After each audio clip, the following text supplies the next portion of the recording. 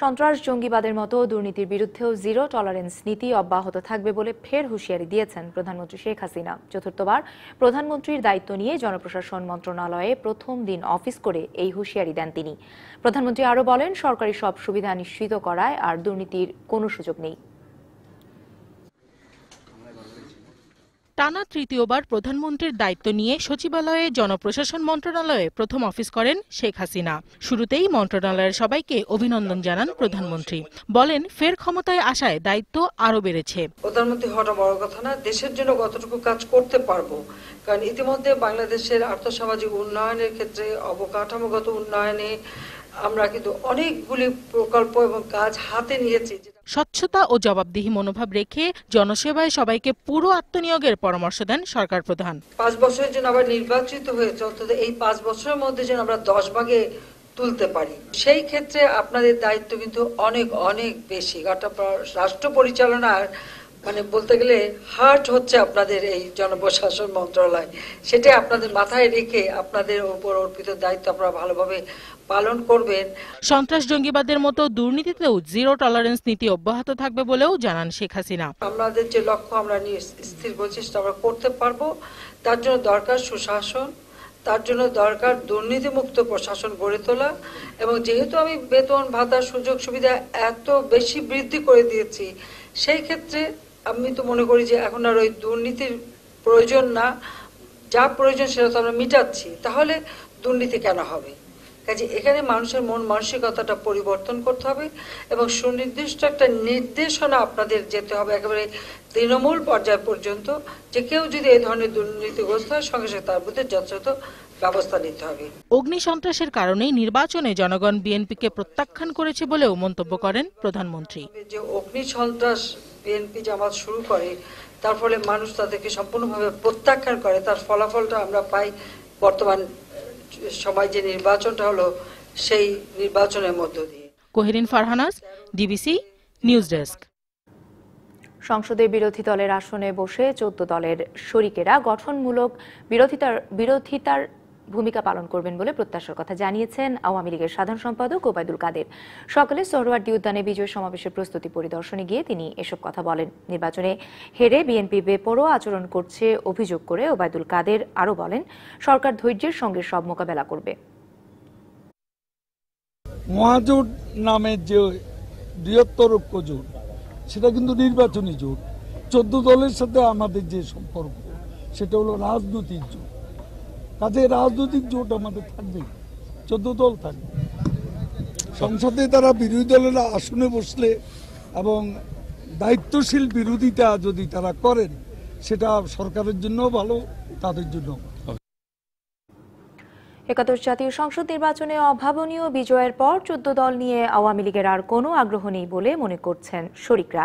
Workers পার্টির সভাপতি রাশেদ খান মেনন বলেছেন, সরকারের চাওয়া মতো বিরোধী দলে গেলে আদর্শিক এই জোটের ঐক্য অটুট থাকবে না। আর সাম্যবাদী দলের সাধারণ সম্পাদক দিলীপ বড়ুয়ার মতে, সরকার ও বিরোধী দলে মুক্তিযুদ্ধের পক্ষের শক্তি রাখতেই এই সিদ্ধান্ত নিয়েছে আওয়ামী লীগ।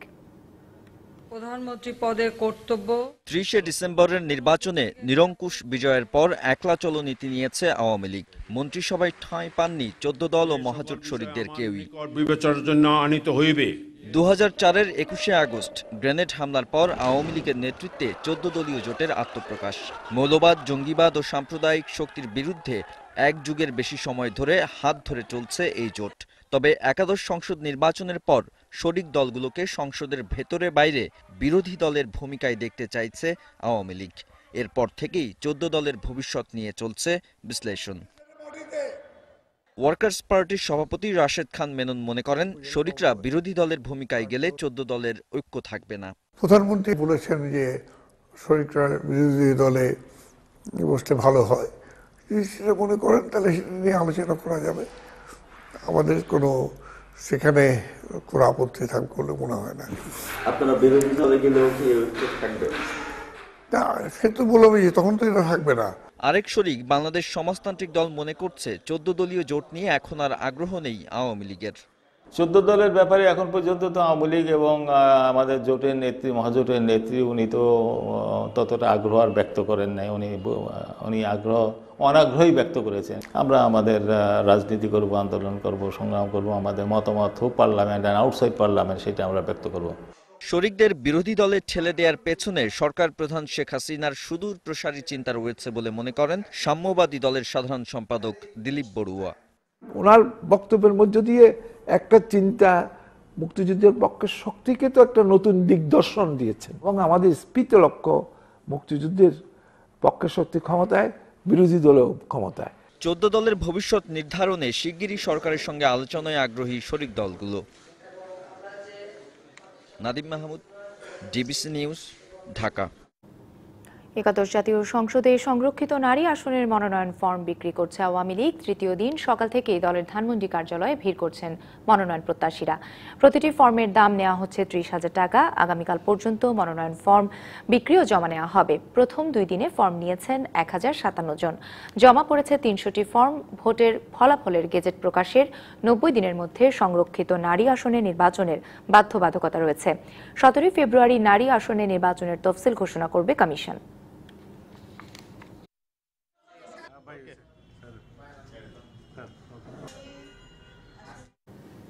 আগের সংসদের মেয়াদ শেষ হওয়ার আগে একাদশ জাতীয় সংসদে নির্বাচিত সংসদ সদস্যদের নেওয়া শপথের বৈধতা চ্যালেঞ্জ করে দায়ের করা রিট উত্থাপিত হয়নি মর্মে খারিজ করেছে হাইকোর্ট। বিচারপতি মইনুল ইসলাম চৌধুরী ও বিচারপতি মোহাম্মদ আশরাফুল কামালের হাইকোর্ট বেঞ্চ এই আদেশ দেন।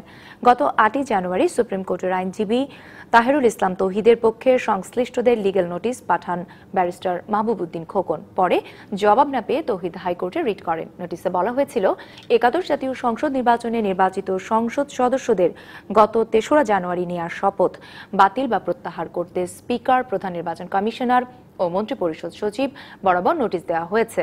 সংবিধানের 123-3 অনুচ্ছেদে বলা আছে, সংসদের মেয়াদোত্তীর্ণ হলে আগের সংসদ সমাপ্ত না হওয়া পর্যন্ত তারা দায়িত্ব পালন করবেন। সেই অনুযায়ী নবনির্বাচিত সংসদ সদস্যদের 3রা জানুয়ারি নেওয়া শপথে সংবিধান লঙ্ঘন করা হয়েছে।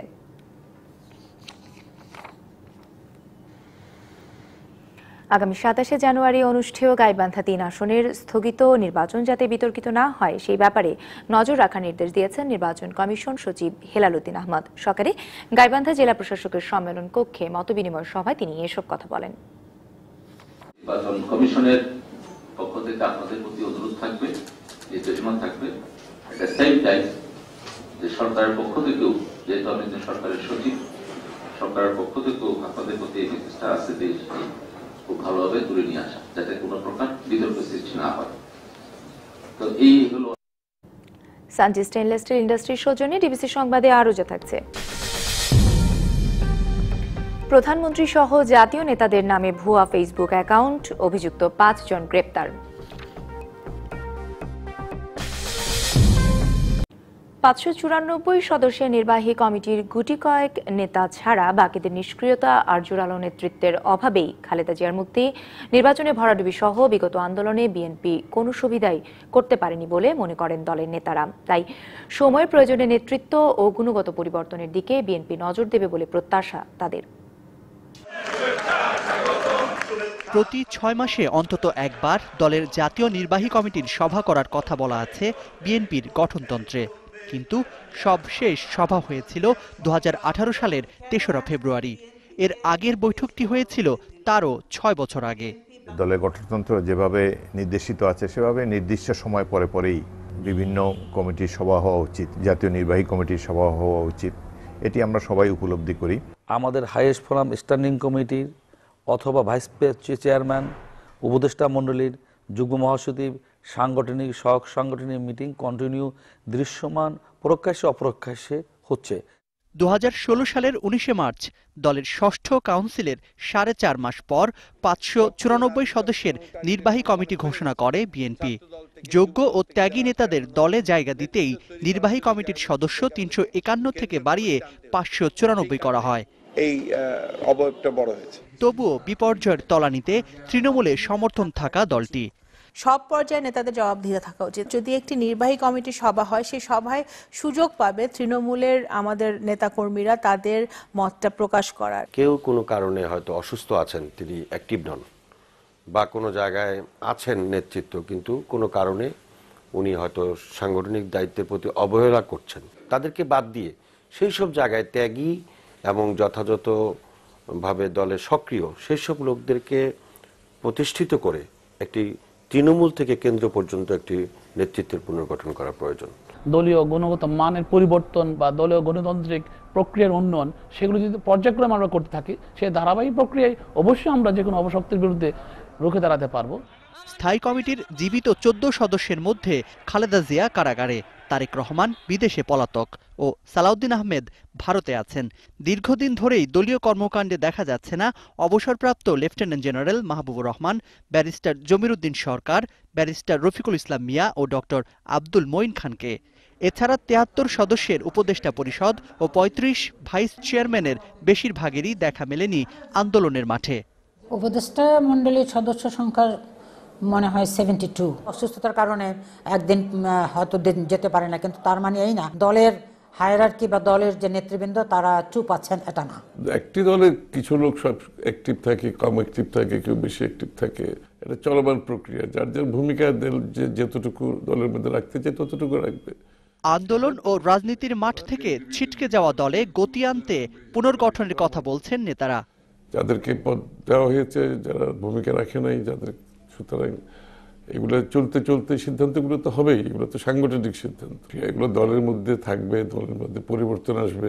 অত্যাচার নিপীড়নের কারণে কিছু কিছু লোক আওয়ামী লীগেও যোগদান করেছে, তাছাড়া দীর্ঘদিন ধরে জেলে অনেকে আছেন, নানা কারণেই পুনর্গঠন প্রয়োজন।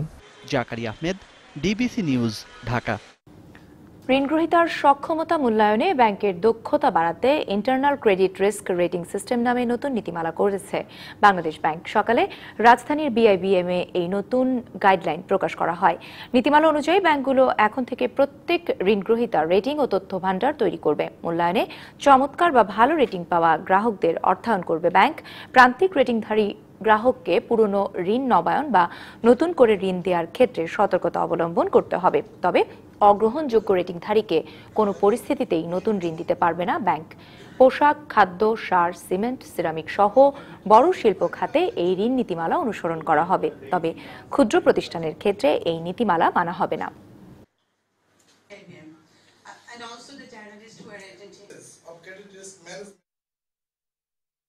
এটা কিন্তু মোর এলাবোরেট, যেটা ওনারা বললেন যে 20টা ইন্ডাস্ট্রিজ আমরা কভার করতে পারবো। ইটস নট লাইক আগে যেটা ওয়ান সাইজ ফিটস অল, তার থেকে বেরিয়ে এসে কিন্তু আমরা ইন্ডাস্ট্রি স্পেসিফিকগুলো করতে পারবো।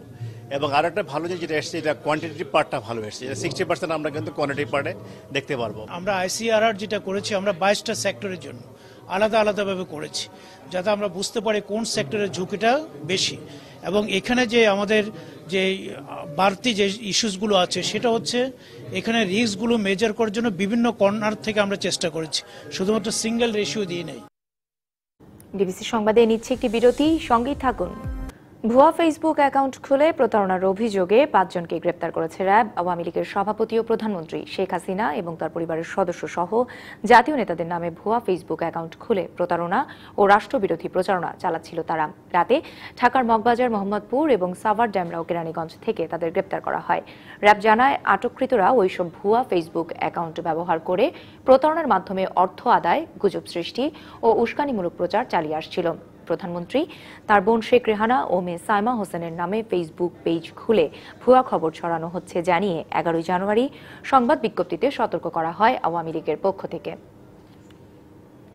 মন্ত্রী পরিষদের সদস্য, পার্লামেন্টারি মেম্বার্স এবং অন্যান্য যারা নামী এবং গুণীজন যারা আছে, তাদের নামে ফেসবুক তারা খুলেছে। যে সকল ক্রিমিনালরা এরকম অপতৎপরতা করে যাচ্ছে, যেরকম অপরাধ কার্যক্রম করে যাচ্ছে, তাদেরকে আইনের আওতায় আনার জন্য আমরা সর্বদাই চেষ্টা চালাচ্ছি এবং আমাদের প্রতিটি ব্যাটালিয়ন সাইবার মনিটরিং সেলগুলি সেভাবে কাজ করছে।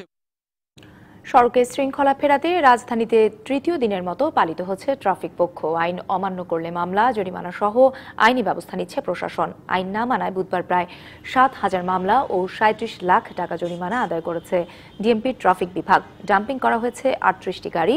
উল্টো পথে গাড়ি চালানোর অপরাধে প্রায় 1300 গাড়ির বিরুদ্ধে মামলা করা হয়। এছাড়া হাইড্রোলিক হর্ন, হুটার ও বিকন লাইট ও গাড়িতে কালো গ্লাস ব্যবহার করায় মামলা করা হয়েছে। মঙ্গলবার শুরু হওয়া ট্রাফিক শৃঙ্খলা পক্ষ চলবে 31শে জানুয়ারি পর্যন্ত।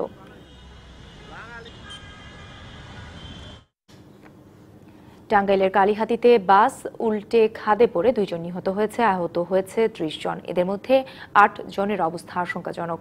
সকালে কালিহাতীর ভাংরা এলাকায় ময়মনসিংহ থেকে টাঙ্গাইলগামী প্রান্তিক পরিবহনের একটি বাস রাস্তার পাশে খাদে পড়ে যায়। খবর পেয়ে পুলিশ ও ফায়ার সার্ভিস উদ্ধার অভিযানে নামে আহতদের উদ্ধার করে টাঙ্গাইল জেনারেল হাসপাতালে ভর্তি করা হয়েছে।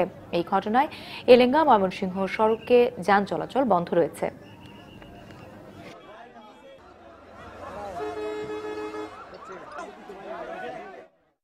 নিরাপদ খাদ্য নিশ্চিতে চাল সংগ্রহে মানের ক্ষেত্রে কোনো ছাড় দেওয়া হবে না বলে হুঁশিয়ারি দিয়েছেন খাদ্যমন্ত্রী সাধন চন্দ্র মজুমদার। দেশে পর্যাপ্ত খাদ্য মজুদ থাকায় চাল আমদানির পরিকল্পনাও নেই বলে জানান তিনি। সকালে নওগাঁর মহাদেবপুরে খাদ্য গুদাম পরিদর্শন শেষে এসব কথা বলেন খাদ্যমন্ত্রী। নিরাপদ ভেজাল মুক্ত খাদ্য সরবরাহের জন্য যে চাউল সংগ্রহ করা দরকার, কোয়ালিটি মেনটেন করে ওজনের বিষয়টাও আমরা বলেছি, এই মেসেজ আমরা দিয়েছি। কোনো ক্রমেই এটা বরদাস্ত করা যাবে না। সানজি স্টেইনলেস স্টিল ইন্ডাস্ট্রির সৌজন্যে ডিবিসি সংবাদে আরও যা থাকছে। ব্রেক্সিট ইস্যুতে আস্থা ভোটে কোনো মতে টিকে গেলেন ব্রিটিশ প্রধানমন্ত্রী, মাত্র 19 ভোটের ব্যবধানে জয়।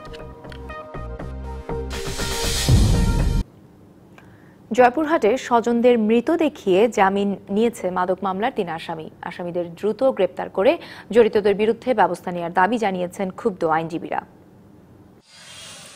মাদক মামলায় নভেম্বর এবং ডিসেম্বরে গ্রেপ্তার হন জয়পুরহাটের পাঁচবিবি উপজেলার ইব্রাহিম, আমির ও আতোয়ার। পরে তাদের আইনজীবী পর্যায়ক্রমে 19, 27 ও 31শে ডিসেম্বর আসামিদের জীবিত স্বজনদের মৃত দেখিয়ে মানবিক কারণে আদালতে জামিন চান।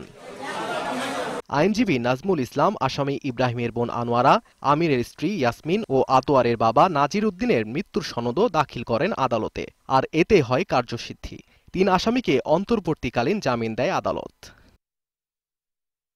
এক পর্যায়ে বিষয়টিতে সন্দেহ জাগে আদালতের, তবে তা জামিন দেওয়ার পর আদালত এ বিষয়ে প্রতিবেদন দাখিলের নির্দেশ দেয় পুলিশকে। এরপর মাঠে নামে পুলিশ, নিশ্চিত করে তাদের জীবিত থাকার বিষয়টি। তারা বর্তমানে জীবিত আছে, তো মৃত দেখাই বিজ্ঞ আদালত থেকে যে জামিন নিয়েছে এই বিষয়ে প্রতিবেদন আমরা বিজ্ঞ আদালতে প্রেরণ করিয়েছি। সংশ্লিষ্ট জনপ্রতিনিধিরা জানান, ওই 3 আসামির 3 স্বজন মৃত কিনা তা যাচাই করে দেখতে তাদের নির্দেশ দেয় আদালত। সবকিছু জাল স্বাক্ষর করেছিল, সেটি আমি আদালতকে প্রতিবেদন আকারে সেটি প্রকাশ করি। এটি একটি ভুয়া বানোয়াট জাল সার্টিফিকেট দিয়ে তাকে জামিন নেওয়া হয়েছে। তবে এ ব্যাপারে কিছুই জানেন না বলে দাবি আসামির স্বজনদের। আমার বৌমাকে উকিল মৃত দেখায় আমার ছেলেকে জামিন করাইছে, সেটা আমরা জানি না। আর আইনজীবী দুষলেন আসামির স্বজনদের। সংশ্লিষ্ট ডকুমেন্ট নিয়ে আমরা আদালতে প্রেজেন্ট করি, আদালতে আমরা তাদের কথা মতো আমরা রিপ্রেজেন্ট করি, এবং এই ক্ষেত্রে যে বিষয়টার কথা আসছে, অভিযোগের বিষয়টা সেটা আমার জানা নাই। তদন্ত করে জড়িতদের বিরুদ্ধে শাস্তির দাবি জানান জেলা আইনজীবী সমিতি। সভাপতি হিসেবে তার আমি দৃষ্টান্তমূলক শাস্তি দাবি করছি। DBC news desk. ডিবিসি সংবাদে নিচ্ছে আরেকটি বিরতি, সঙ্গেই থাকুন। স্বাগত আরেকবার ডিবিসি সংবাদে। এই পর্যায়ে মার্কেন্টাইল ব্যাংক সংবাদ শিরোনামগুলো জানিয়ে দেব আরও একবার। সন্ত্রাস জঙ্গিবাদের মতো দুর্নীতিও সহ্য করা হবে না, সচিবালয়ে প্রধানমন্ত্রীর হুঁশিয়ারি।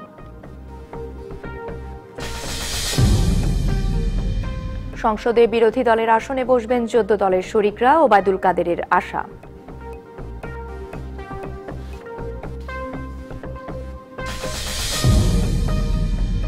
কেন্দ্রীয় নেতাদের নিষ্ক্রিয়তায় বিএনপির বিপর্যয়, দলের নেতৃত্ব ও গুণগত পরিবর্তনের দাবি।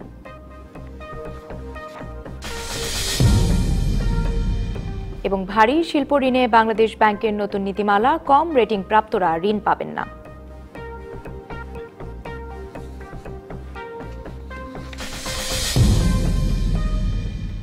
বরিশালে দৈনিক যুগান্তর পত্রিকার ফটো সাংবাদিক শামীম আহমেদকে নির্যাতনের প্রতিবাদ এবং জড়িতদের বিচার দাবিতে মানববন্ধন হয়েছে।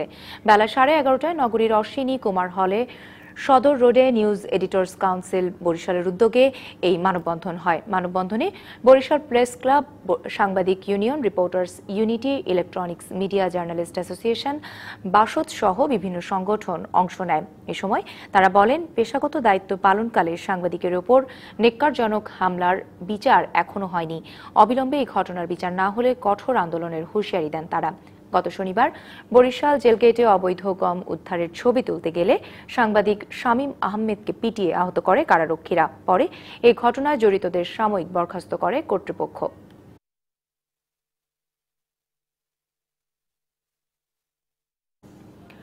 শিক্ষার আলোয় আলোকিত হয়ে উঠেছে লালমনিরহাটের প্রত্যন্ত অঞ্চল পশ্চিম বড়ুয়া গ্রাম। গত কয়েক বছর আগে গ্রামটিতে নানা কুসংস্কারের প্রচলন থাকলেও এখন সচেতন সাধারণ মানুষ। পাশাপাশি দুটি স্কুল গড়ে ওঠায় স্কুলমুখী হয়ে উঠেছে শিশুরা। এতে যেমন কমেছে বাল্যবিয়ের প্রবণতা, তেমনি কমেছে শিশুশ্রম। প্রায় 20,000 মানুষের বসতি লালমনিরহাটের পশ্চিম বড়ুয়া গ্রাম। কয়েক বছর আগেও কুসংস্কারের অন্ধকারে তলিয়েছিল গ্রামটি। অশিক্ষা, শিশুশ্রম, বাল্যবিয়ের মতো ঘটনা ছিল এখানে। প্রান্তিক এই জনপদে স্থানীয়দের সহায়তায় 2006 সালে একটি প্রাথমিক বিদ্যালয় ও 2015 সালে একটি নিম্ন মাধ্যমিক বিদ্যালয় গড়ে তোলেন সমাজকর্মী ফেরদৌসী বেগম বিউটি। এখন আমাদের গ্রামে স্কুল হয়, আমরা পড়ালেখা করতে পারছি। আমাদের বিয়ে দিতে চাইলে আমরা বিয়ে করছি না। স্কুল হওয়ায় আমাদের বাবা মা আমাদের বিদ্যালয়ে পড়াশোনার জন্য পাঠায়। এখন বাল্য বিয়ে এবং শিশুশ্রম দুটোই কমে এসেছে, অভিভাবকরা সচেতন হয়েছে। দুটি স্কুল হওয়ায় পাল্টে গেছে গ্রামের দৃশ্যপট। এতে খুশি অভিভাবকরা। এই শিক্ষা প্রতিষ্ঠান দুটি হওয়াতে আমাদের এলাকার বাচ্চা কাচ্চার জীবনের মান উন্নত হয়েছে। আগের মতো নাই, আগত খুব ছাওয়া পাওয়া লেখাপড়া করে পায় নাই, এখন ছাওয়া পাওয়া লেখাপড়া করে পায়। এখানে মানুষের চোখ ফিটে গেছে, এখন অন্ধকার আলো করছে। মানুষ শিক্ষার গুরুত্ব অনুধাবন করতে পেরেছে এবং অভিভাবকরাও শিক্ষা সম্বন্ধে সচেতনতা হয়েছে। অবহেলিত জনপদ আর বঞ্চিত শ্রমজীবী শিশুদের ভবিষ্যতের কথা ভেবেই স্কুলগুলো প্রতিষ্ঠা করেছেন বলে জানালেন সমাজকর্মী ফেরদৌসী বেগম। যখন জানতে পারি যে এই এলাকার কোনো স্কুল নেই এবং এলাকার শিশুরা স্কুল যায় না এবং তাদের ঘরে কোনো শিক্ষার আলো পৌঁছায় না, যারা লেখাপড়া করছে সব কিন্তু শ্রমজীবী বাচ্চা। এখানে রাস্তাঘাট এবং লেখাপড়ার মান যেমন উন্নয়ন ঘটেছে, এলাকারও উন্নয়ন ঘটেছে। শিশুদের এগিয়ে নিতে মানসম্মত শিক্ষার পরিবেশ নিশ্চিতে অবকাঠামোগত উন্নয়নের দাবি এলাকাবাসীর। Majed Masud, DBC news, Lalmonirhat. দেশের প্রথম আলোকিত স্মার্ট স্কুল চালু করা হয়েছে চুয়াডাঙ্গার পীরপুর সরকারি প্রাথমিক বিদ্যালয়। শিক্ষার্থীদের প্রযুক্তি নির্ভর করতে স্কুলটিতে রয়েছে সম্পূর্ণ মাল্টিমিডিয়া ক্লাসরুম, ডিজিটাল হাজিরা, সিসি ক্যামেরা সহ নানা ধরনের ডিজিটাল প্রযুক্তি। এতে করে প্রাথমিক গণ্ডি থেকেই প্রযুক্তি নির্ভর হচ্ছে শিক্ষার্থীরা। ঝরে পড়া ঠেকানো ও কোমলমূর্তি শিক্ষার্থীদের স্কুলমুখী করতে চুয়াডাঙ্গায় দেশের প্রথম আলোকিত স্মার্ট স্কুল চালু করা হয়েছে। লক্ষ্য, শিক্ষার্থীদের প্রযুক্তি নির্ভর ও যোগ্য মানুষ হিসেবে গড়ে তোলা।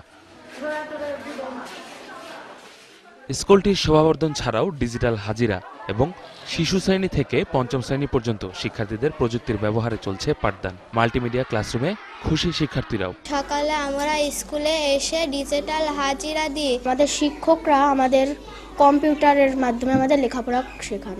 অভিভাবকরা বলছেন, এই উদ্যোগ শিক্ষার্থীদের স্কুলমুখী করার পাশাপাশি আধুনিক প্রযুক্তির ব্যবহারে আগ্রহী করবে। ডিজিটাল স্মার্ট স্কুল হওয়ার ফলে শিক্ষার্থীরা স্কুলমুখী হয়েছে। পূর্বের তুলনায় এখন ছেলেদের উপস্থিতি হারও বেশি, ঝরে পড়া হারও কম। আমরা চাই যে বাংলাদেশের প্রত্যেকটি গ্রামে এই ধরনের স্কুল প্রতিষ্ঠিত হোক, যা প্রাইমারি স্কুলের প্রতি মানুষের দৃষ্টিভঙ্গি চেঞ্জ হয়। শিক্ষকরা বলছেন, শিক্ষার্থীদের প্রযুক্তি নির্ভর ও আলোকিত মানুষ গড়ে তোলাই তাদের লক্ষ্য। প্রত্যেকটা বাচ্চা যাতে আনন্দঘন পরিবেশে লেখাপড়া করতে পারে, আমরা প্রত্যেকটা শিক্ষক মণ্ডলী সেদিকে সজাগ দৃষ্টি রাখি এবং তারা যাতে ভবিষ্যতে আলোকিত মানুষ হিসেবে গড়ে উঠতে পারে সেদিকে আমরা খেয়াল রাখি, চেষ্টা করি। দেশের প্রথম স্মার্ট স্কুল নির্মাণের পরিকল্পনাকারী সদর উপজেলা নির্বাহী কর্মকর্তার মতে, এমন উদ্যোগ স্কুলমুখী শিশুদের দারুণভাবে উৎসাহিত করবে। এগুলোর সবকিছুর উদ্দেশ্য হচ্ছে এই শিশুদেরকে ছোটবেলা থেকেই তথ্য প্রযুক্তির সাথে পরিচয় ঘটানো। তথ্য প্রযুক্তির সাথে তাদেরকে পরিচয় করে দিলে ডিজিটাল বাংলাদেশ বিনির্মাণে সহজ হয়ে যাবে। সরকারি অর্থায়নে 5 লাখ টাকা ব্যয়ে নির্মিত স্কুলটি গত 15 নভেম্বর আনুষ্ঠানিকভাবে যাত্রা শুরু করে। DBC news desk. বোরো ধান রোপণে ব্যস্ত সময় পার করছেন নাটোর ও মৌলভীবাজারের কৃষকরা। এবছর লক্ষ্যের চেয়ে বেশি বোরো আবাদ হবে বলে ধারণা করছে কৃষি বিভাগ। অন্যদিকে বৈরী আবহাওয়ায় নড়াইলের 3 উপজেলার বীজতলা নষ্ট হয়ে যাচ্ছে অজানা রোগে। নাটোরে এবছর 55,500 হেক্টর জমিতে ধান চাষের লক্ষ্য ধরা হয়েছে। আবহাওয়া ভালো ও সার সংকট না থাকায় এই লক্ষ্য অর্জন হবে বলে মনে করছেন স্থানীয় কৃষকরা। তবে ধানের দাম কম বলে কিছুটা শঙ্কায় আছেন তারা। সার ওষুধের দামটা যদি একটু কমায় দিতে পারতো তা আমরা কৃষক মানুষ লাভবান। তেল দিয়ে ধান করে আমার কিচ্ছু থাকে না, লাভ থাকে না। আবহাওয়া ভালো আছে, আল্লাহ যদি দেয় তাহলে 4-5 দিনের মধ্যে আমার ধান লাগানো হয়ে যাবে। কৃষি কর্মকর্তারা বলছেন এবার সরকারি প্রণোদনা সময় মতো দেয় লক্ষ্য অর্জনে তেমন কোনো বাধা নেই। আবহাওয়া আমাদের এই ধরনের অনুকূলে থাকলে ফলনও আমরা গত বছরের তুলনায় বেশি পাবো বলে আশা করছি। এদিকে মৌলভীবাজারে গত বছরের মতো বোরো রোপণ করতে হাওরে জলাবদ্ধতার সমস্যায় পড়তে হয়নি চাষিদের। সরকারি বীজ সংগ্রহ, আধুনিক কৃষিযন্ত্র ব্যবহার, জমি প্রস্তুত, বীজতলা থেকে চারা তোলার কাজে ব্যস্ত সময় পার করছেন তারা। বুড়ো ক্ষেত করতাম আর কি, আলুল বাওয়াইছি রুয়া শুরু করে দিলাম। আমি 2900 সেরাটা লাগালাম, 2900 সেরাটা বেশি ভালো হয়। তবে বোরো রোপণের এ ভরা মৌসুমে অনেকটা দিশেহারা নড়াইলের কৃষকরা। বীজতলা নষ্ট, বাজারে চারার কয়েক গুণ বেশি দাম ছাড়াও কোনো কোনো ক্ষেতে চারা রোপণ করলেও সেগুলো মারা যাচ্ছে, যার কারণ জানা নেই। 1 কেজি ধানের পাতা আপনার যদি 10-20 শতক হয়, সেখানে আপনার 5 শতক হচ্ছে না পাতা। যে পরিমাণে আশা করতেছি যে 1 একর জমি 10 কেজি ধানের পাতা দিয়ে লাগাবো, কিন্তু সেটা সম্ভব হয় না। এই কৃষি কর্মরা যদি একটু এসে যদি কোনো কিছু বলতো তাহলে আমরা সেইভাবে আমরা করতাম। অবশ্য বৈরী জলবায়ু বোরো চাষের লক্ষ্য অর্জনে তেমন কোনো প্রভাব ফেলবে না বলে মনে করে কৃষি বিভাগ। যদি আবহাওয়া ভালো থাকে তাহলে আমাদের কৃষক ভাইরা একটা সুন্দর ফসল বোরোতে আবার একটা বাম্পার ফসল করে তুলতে পারবে। বালাই দমনের জন্য আমরা কৃষকদেরকে নিয়মিত মাঠ পর্যায়ে প্রশিক্ষণ দিয়ে যাচ্ছি। নড়াইলে এবার 60,000 হেক্টর জমিতে বোরো চাষের লক্ষ্য ঠিক করা হয়েছে, যার মধ্যে 3,000 হেক্টর জমিতে বোরো বীজতলা করা হয়েছে। Masuma Akter, DBC news desk. নানা সংকট আর প্রতিকূলতায় ডুবে আছে দেশের নাট্যদলগুলো। নেই রিহার্সেলের জায়গা, পর্যাপ্ত মঞ্চ আর জীবিকার নিশ্চয়তা। তারপরও থিয়েটারকে ভালোবেসে এখনো নাট্যকর্মীরা স্বপ্ন দেখছেন সুদিনের। একটা নাটক করলাম চণ্ডীদাস, কেউ দেখতে আসে না। বাংলার সাংস্কৃতিক পরম্পরা বহন, গণমানুষের অধিকার রক্ষা কিংবা রাজনৈতিক আন্দোলনে ভূমিকা রেখেছে নাট্যদলগুলো। দর্শক সংকট, মঞ্চ ও রিহার্সেল রুম সংকট, সেই সাথে পৃষ্ঠপোষকতার অভাব, সব মিলিয়ে এখনো তৈরি হয়নি নাট্যকর্মীদের জীবিকা নির্বাহের নিশ্চয়তা। মঞ্চটাকে ভালোবাসি, পাগলের মতো এটার আকর্ষণে বারবার ছুটে আসি বলেই মঞ্চটা করি। এছাড়া যদি আপনি যৌক্তিক কারণ খুঁজতে চান, আমার মনে হয় না কোনো কারণ খুঁজে পাওয়া যাবে। পৃথিবীর সব জায়গায় থিয়েটার ইজ প্রফেশনাল আর্ট। যখন দেশ স্বাধীন হলো তখন কিছু নিজের খেয়ে বনের মোষ তাড়াতাম, চাঁদা তুলে নাটক করতাম। এখন সেই অবস্থা চলছে। মঞ্চকর্মীদের মতে নাট্যচর্চার পেশাদার ক্ষেত্র সৃষ্টি না হওয়ায় তরুণ প্রজন্মের মধ্যে থিয়েটার চর্চার আগ্রহ কমে যাচ্ছে। তাই টান পড়ছে নিয়মিত রিহার্সেলে। নতুন প্রজন্মের ওই ডেডিকেশনটা নেই। আমরা যদি থিয়েটার কর্মীদেরকে পয়সা দিতে পারতাম, নিশ্চয়ই তাহলে আমাদের থিয়েটারটাও ওরকমই থাকতো। নাটক করে বেঁচে থাকাটা খুব কঠিন। পাশের দেশ ভারতবর্ষেই স্যালারি গ্রান্ট বলে একটি ব্যবস্থা সরকার গ্রহণ করেছে। আমাদেরও আবেদন ছিল তেমন একটি। এইসব প্রতিবন্ধকতাকে অগ্রাহ্য করেই মঞ্চের প্রতি ভালোবাসা আর দায়বদ্ধতার জায়গা থেকে কাজ করে যাচ্ছেন নাট্যকর্মীরা। তারা এখনো স্বপ্ন দেখেন দর্শক ভরা মিলনায়তনে নিজেদের সেরা অভিনয় শৈলীর জাদুতে মানুষকে মুগ্ধ করার। 2 কোটি লোক অধ্যুষিত এই শহরে অনেক মঞ্চ প্রয়োজন। আমাদের পাশের দেশ ভারতবর্ষে যেমন স্যালারি গ্র্যান্ট আছে, তারও একটা ব্যবস্থা করা দরকার। পেশাভিত্তিক নাট্যচর্চার জায়গাটা আমাদের পৌঁছে যেতে হবে। নতুন সরকার নতুন উদ্দীপনা, নতুন স্বপ্ন নিয়ে এসছে। সেই স্বপ্নের বাস্তবায়নে সংস্কৃতি একটা বড় ভূমিকা পালন করবে। মঞ্চনাটককে রক্ষা করতে সরকারি ও বেসরকারি প্রতিষ্ঠানগুলির সহযোগিতার আশাতেই তাই এখনো সংগ্রাম চালিয়ে যাচ্ছে দেশের বেশিরভাগ নাট্যদল। Sourav Bappa, DBC news, Dhaka. DBC সংবাদে নিচ্ছে আরো একটি বিরতি, সঙ্গেই থাকুন। স্বাগত আরেকবার ডিবিসি সংবাদে, আপনাদের সাথে আছি ফাহমিদা সম্পার। এবারে জানাবো আন্তর্জাতিক খবর। ব্রিটিশ পার্লামেন্টে আস্থা ভোটে টিকে গেলেন প্রধানমন্ত্রী টেরিজা মে। বুধবার রাতে 19 ভোটে জয় পেয়েছেন তিনি। পার্লামেন্ট সরকারের পক্ষে 325 ও বিপক্ষে 306 ভোট পড়েছে। আস্থা ভোটে উতরে গিয়ে ব্রেক্সিট চুক্তির নতুন খসড়া তৈরিতে পার্লামেন্টের সব দলের সঙ্গে আলোচনার প্রস্তাব দিয়েছেন মে। অন্যদিকে নিজেদের হারের পর বিরোধী লেবার পার্টির নেতা জেরেমি করবিন বলেছেন, কোনো চুক্তি ছাড়াই ইইউ ছাড়ার মতো ঘটনা যেন না ঘটে। টেরিজা মেকে তা নিশ্চিত করতে হবে। এর আগে মঙ্গলবার ব্রেক্সিট ইস্যুতে ভোটে বড় ব্যবধানে হেরে যান টেরিজা মে। পার্লামেন্ট এই সরকারের প্রতি আস্থা জানিয়েছে। গণভোটের ফলাফল অনুযায়ী ইউরোপীয় ইউনিয়ন থেকে বেরিয়ে যাওয়ার যে প্রতিশ্রুতি আমরা দেশের জনগণকে দিয়েছি তা পূরণ করতে কাজ চালিয়ে যাব। এজন্য পার্লামেন্টের সিনিয়র সদস্য ও বিরোধী দলের নেতাদের আমি বৈঠকে আমন্ত্রণ জানাই। আমরা আশা করি আমাদের মতো বিরোধীরাও গঠনমূলক মনোভাব নিয়ে আলোচনায় অংশ নেবে। এসালম গ্রুপ খেলার খবর।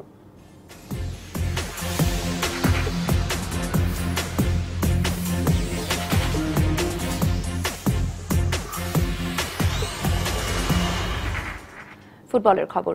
আগামীকাল মাঠে গড়াচ্ছে 2018-19 মৌসুমের প্রিমিয়ার লিগ ফুটবল। এবার অংশ নিচ্ছে 13টি দল। দেশের 6টি ভেন্যুতে হবে ম্যাচ। এরই মধ্যে শেষ হয়েছে সব প্রস্তুতি। শুক্রবার বঙ্গবন্ধু স্টেডিয়ামে প্রথম ম্যাচে লড়বে চ্যাম্পিয়ন ঢাকা আবাহনী ও নবাগত নোফেল স্পোর্টিং। বাংলাদেশে পেশাদার ফুটবলের সবচেয়ে বড় আসর বাংলাদেশ প্রিমিয়ার লিগ বিপিএল। এর আগে 2007 সালে বি লিগ নামে যাত্রা শুরু করেছিল এই আয়োজন। 2009 সালে লিগের নামকরণ করা হয় বাংলাদেশ লিগ। 2012 সালে আবারও নাম পরিবর্তন করে রাখা হয় বাংলাদেশ প্রিমিয়ার লিগ বিপিএল। 2000 সালে জাতীয় লিগ শুরুর পূর্বে ঢাকা লিগ ছিল বাংলাদেশের ফুটবল অঙ্গনের সবচেয়ে গুরুত্বপূর্ণ আর মর্যাদার লিগ। 2007 সালের পর ঢাকা আবাহনী 6 বার, শেখ জামাল 3 বার এবং শেখ রাসেল 2 বার শিরোপা জয়ের স্বাদ পেয়েছে এই লিগের। এবার প্রিমিয়ার লিগের ভেন্যুর মধ্যে রয়েছে ঢাকার বঙ্গবন্ধু জাতীয় স্টেডিয়াম, ময়মনসিংহের রফিক উদ্দিন ভূঁইয়া স্টেডিয়াম, গোপালগঞ্জের শেখ মনি স্টেডিয়াম, নীলফামারীর শেখ কামাল স্টেডিয়াম, নোয়াখালীর শহীদ ভুলু স্টেডিয়াম ও সিলেট জেলা স্টেডিয়াম। এবারই প্রথম ঢাকার বঙ্গবন্ধু জাতীয় স্টেডিয়াম ছাড়া ঢাকার বাইরে 5টি ভেন্যুতে অনুষ্ঠিত হতে যাচ্ছে ঘরোয়া ফুটবলের সবচেয়ে বড় এই আসর। Mushfiqur Rahman, DBC news, Dhaka. এবারে ক্রিকেটের খবর। দক্ষিণ আফ্রিকার এবি ডি ভিলিয়ার্স প্রথমবার বিপিএলে খেলতে এখন সিলেটে। তার দল রংপুর রাইডার্সের সঙ্গে যোগ দিয়েছেন তিনি। আশা করা হচ্ছে শনিবার সিলেট সিক্সার্সের বিপক্ষে রাইডারদের হয়ে মাঠে নামবে নেবি। এবারের বিপিএলে ক্রিকেটের 3 বড় তারকা স্টিভেন স্মিথ, ডেভিড ওয়ার্নার ও এবি ডি ভিলিয়ার্স নাম লেখান যথাক্রমে কুমিল্লা, সিলেট ও রংপুর দলে। ইনজুরির কারণে দেশে ফিরে গেছেন অস্ট্রেলিয়ার সাবেক ক্যাপ্টেন স্মিথ। কনুইয়ের ইনজুরিতে পড়েছেন ওয়ার্নার। ধারণা করা হচ্ছে টুর্নামেন্ট শেষ হওয়ার আগেই ফিরে যেতে পারেন তিনিও। বিপিএলের শুরুতে ঢাকা পর্বে অংশ নিতে না পারলেও সিলেটে রংপুরের হয়ে টুর্নামেন্ট শুরু করবেন Protea hard hitter AB de Villiers. সংবাদ এই ছিল এখনকার মতো। এরপর বেলা 3টার ডিবিসি সংবাদ নিয়ে আসবেন রঞ্জন শুভ্র। ডিবিসির সঙ্গেই থাকুন 24 ঘন্টা।